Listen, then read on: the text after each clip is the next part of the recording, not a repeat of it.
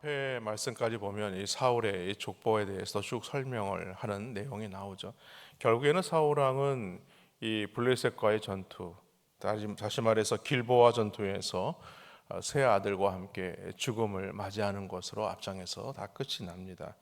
이에 온 이스라엘이 다윗을 왕으로 추대를 하게 되죠. 그러나 사실 오늘 역대기서 말씀을 보지만 사무엘 사무엘서를 말씀을 보면 사울이 죽은 이후에 사울의 뒤를 이어서 그 이스보셋이라는 왕이 이 왕위를 이어받게 됩니다. 다윗은 단지 이 헤브론이죠. 유다 지파만을 통치하는 그런 어떤 총독과 같은 그런 왕이 될 수밖에 없었어요.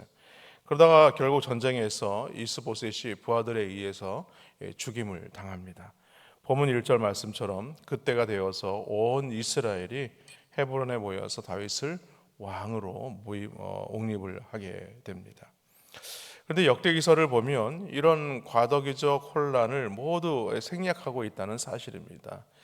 사울의 죽음의 이후에 곧바로 다윗이 이스라엘의 왕이 된 것으로 지금 기록하고 있다는 것이죠.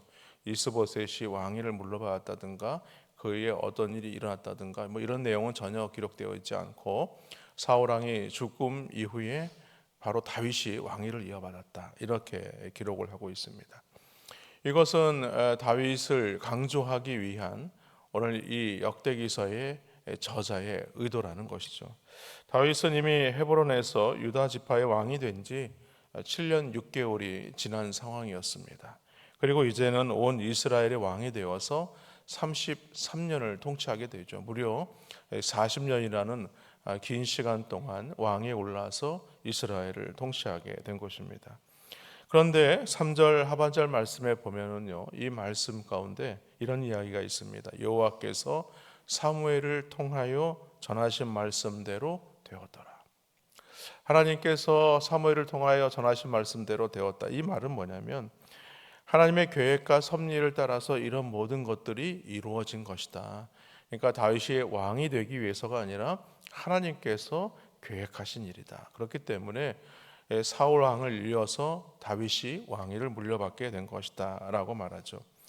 그러므로 우리는 하나님의 이 계획 가운데 이루어진 이 왕위를 보면서 이 말씀의 이면을 우리는 볼 수 있어야 합니다. 앞에서 말씀을 드렸지만 역대기서는요, 다윗이 왕이 되기까지의 대부분의 과정을 생략하고 있다는 사실입니다. 왜냐하면 이 다윗의 역대기를 기록한 목적, 그것은 이 바벨론 포로에서 귀환한 자들에게 이 다윗 왕조 때와 같은 그런 영광을 다시 회복해야 된다라는 것에 강조하다 보니까 비하인드 스토리라고 그러죠. 그 이면의 어두운 면들은 다 이렇게 가리고 긍정적인 것, 좋은 것들을 나타내기 위한 말씀이 바로 이 역대기서입니다. 다윗이 사울 왕으로부터 쫓겨다녔던 것, 그래서 광야에서 숨어 지냈던 일에 대해서는 전혀 언급하지 않죠. 사울이 죽은 이후에는 다윗은 곧바로 이스라엘의 왕이 된 것이 아니라 헤브론에서 유다 지파를 다스리는 그런 왕이었다는 것입니다. 그리고 사울의 아들 이스보셋과 있었던 이 내전에 대해서는 전혀 말씀이 기록되어 있지 않습니다. 그리고 이후에도 이 밧세바와 간음을 저지르고 그 남편 우리아를 살인교사한 것도 기록하지 않습니다. 그래서 되도록이면 이 다윗의 역경과 잘못에 대해서는 침묵하고 있는 것이 역대기서예요. 역대기서에는 그러면 무엇을 말하고 있는가? 이 다윗의 공적, 다윗의 영광, 그것을 부각하고 있는 것이죠. 그러므로 우리는 이런 역대기서를 기록한 의도를 잘 살펴보아야 합니다. 그리고 이 역대기서는요, 포로에서 귀환한 학사 에스라가 기록했다라고 알려져 있죠. 그래서 성경에 보면 누가 기록했다라고 정확하게는 나와 있지는 않습니다. 그러므로 우리가 추론해 보건대 이 에스라의 의도는 어디에 있는가? 오늘 많은 사람들의 그 역경과 실수와 허물도 있지만은 중요한 것은 하나님의 계획과 섭리 안에 살아가는 것이 매우 중요하다라는 것을 오늘 말씀을 통해서 우리에게 보여주고 있습니다. 그런 점에서 우리도 이 지난 날들의 실수와 잘못에 얽매여 살아서는 안 된다 이 말씀을 하고 있는 것이죠. 하나님 앞에서 우리의 잘못을 털어내야 되는 것입니다. 그리고 앞으로 하나님의 말씀대로 뜻대로 살아가는 것이 매우 중요하다라는 것을 오늘 역대기서를 통해서 우리는 살펴보아야 하는 것입니다. 오늘 4절로 9절 말씀을 보면 다윗이 온 이스라엘의 왕이 된 다음에 요압 장군을 앞세워서 오늘 예루살렘에 거주하는 이 여부스 족속이죠. 여부스 족속을 몰아냅니다. 그때까지만 해도 다윗이 지금의 예루살렘, 그 예루살렘 성을 빼앗지 못한 그런 상황이었습니다. 예루살렘은요, 시온산이 있었기 때문에 시온이라고 부르기도 하지만 원래 지명은 여부스입니다. 그곳을 여부스라고 한 것은 이 여부스 족속이 무려 그 땅을 400년 동안이나 취하고 있었기 때문이죠. 그것은 지형적으로 매우 천혜의 요새였습니다. 그렇기 때문에 주위의 다른 족속들이 이 땅을 차지할 수 없었던 것이죠. 그런데 예루살렘에 유일한 약점이 하나 있었습니다. 그 약점이 뭐냐면 바로 이 예루살렘 성 안에는요, 물이 없어요. 그래서 그 물을 끌어들이기 위해서 기온샘이라고 그러죠. 예루살렘 성 밖에 있는 이 기온샘의 물을 수로를 만들어 가지고 땅을 파서 예루살렘 성 안으로 물이 들어오도록 그렇게 만들었다는 것이죠.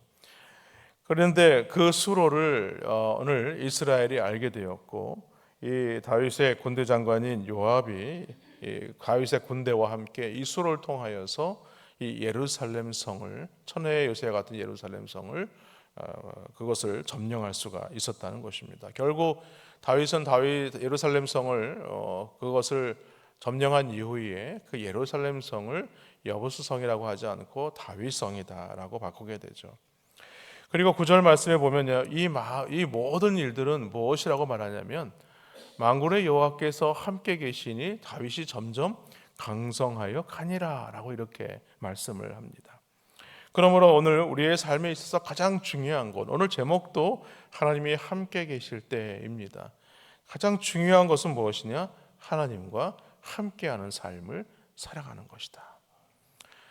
오늘 이후에 또 10절로 19절 말씀에 보면 다윗을 용사들 가운데 다윗은 3인의 용사를 언급을 합니다.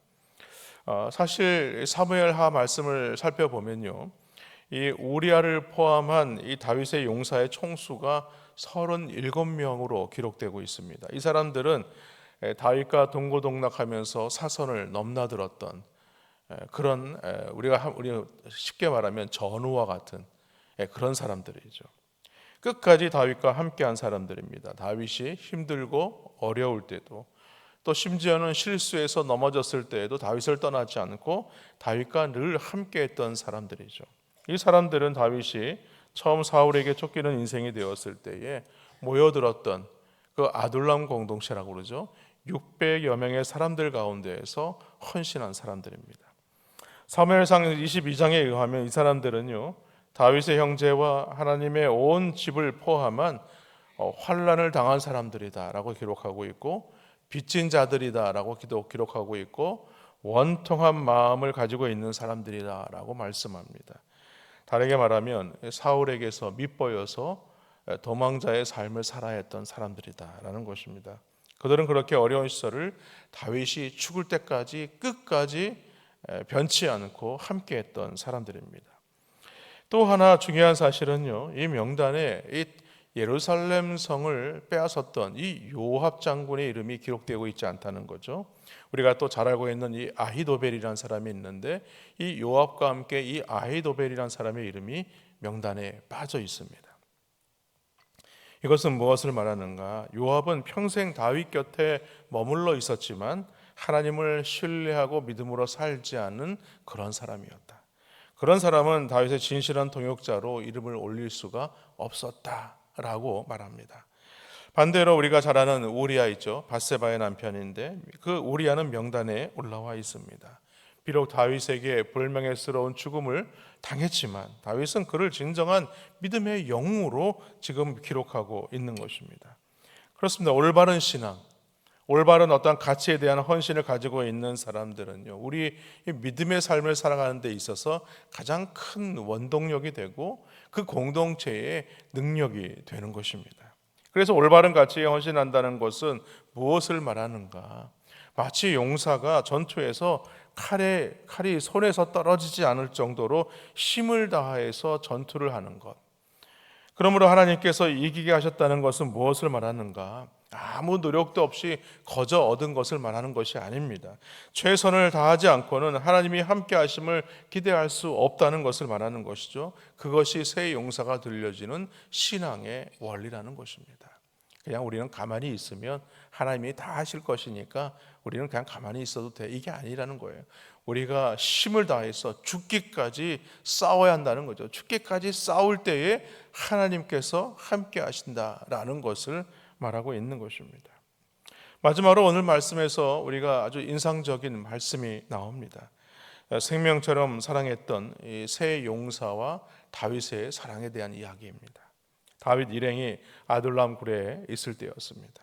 블레셋 사람들은 이 사울과 전쟁을 하기 위해서 베들레헴에 진을 치고 있는 그런 상황이었죠.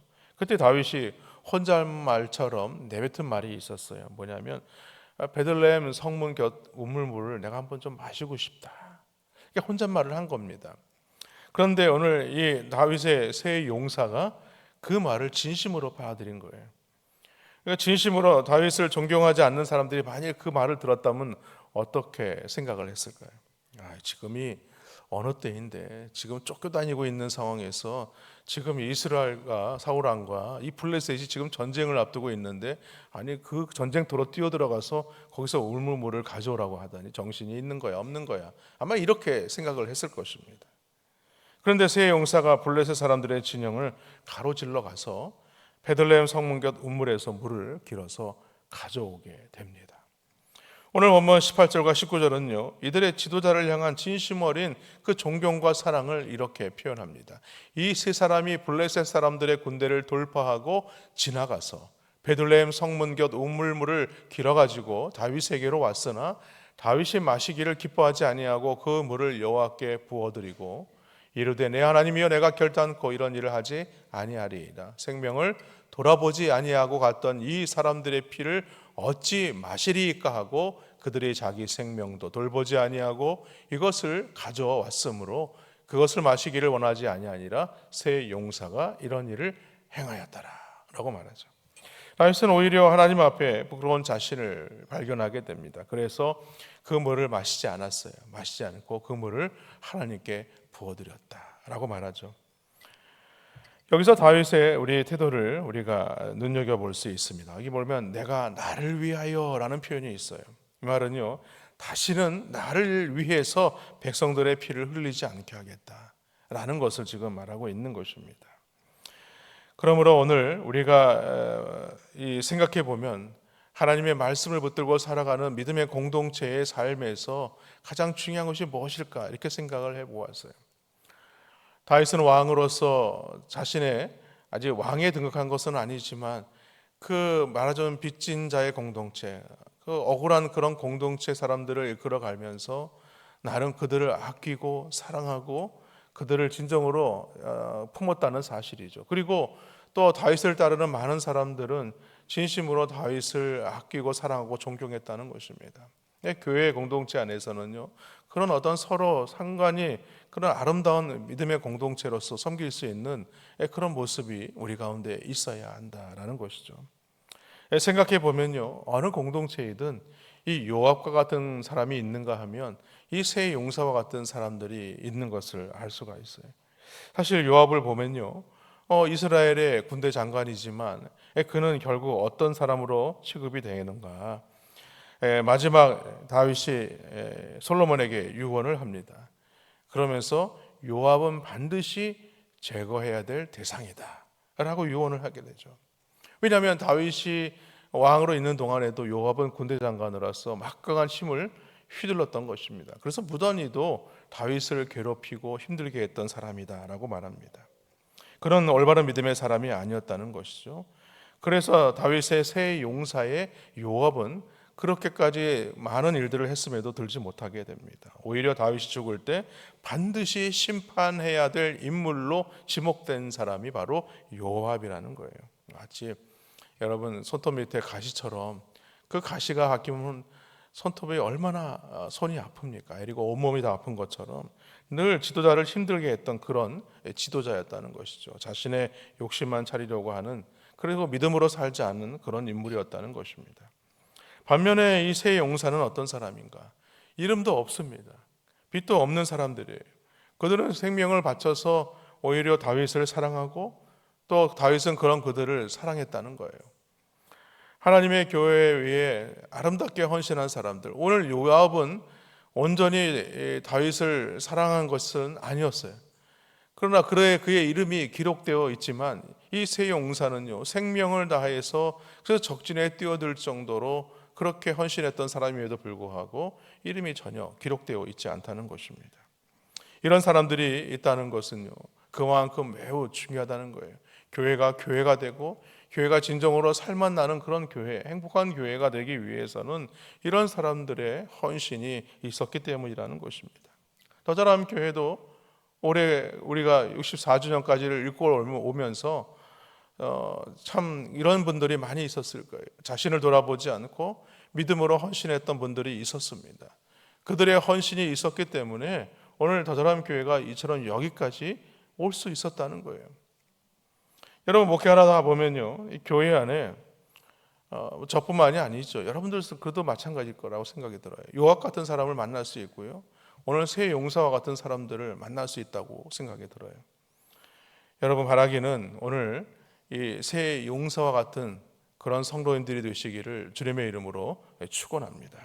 그래서 오늘 역대기서에 기록된 아름다운 인물처럼 이 더 잘함 교회 역사에 길이 기록되는 그런 성도님들이 되시기를 주님의 이름으로 축원합니다.